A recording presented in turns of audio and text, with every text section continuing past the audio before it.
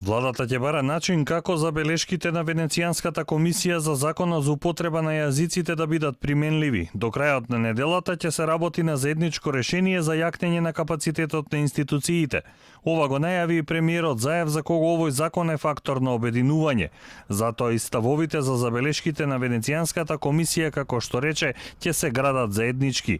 Веќе до крајот на неделата кај мене ќе се организираат состаноци од соодветните институции за да може да го согласиме ваквото решение, за да навистина препораките од Венецијанската комисија го добијат она кое што со причини го укажуваат, а тоа е растење на капацитетите во самите институции заради примената, а верувам дека тоа ќе биде токму во заеднички дух, онака како што имаме намера заедно да го согласиме. Заев не е запознаен со амандманите на опозицијата, но не е против дебата која унапредува нешто во државата.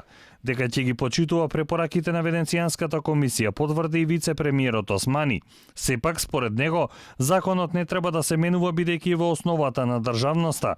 Османи смета дека отворање на законот за јазици ќе не врати пред 2001 година. Три документи кои што се во основа на државноста, а тоа е Преспанскиот договор, договорот со Бугарија и законот за јазици, се документи кои што се иреверзибилни и кои што нема да бидат предмет на никакви промени и измени.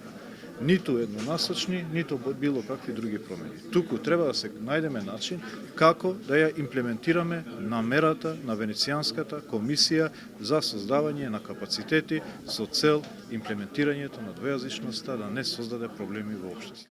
Владини извори пак велат дека законот е заслуга на СДСМ, а не на ДУИ, и дека никој не може да ја врати земјата пред 2001.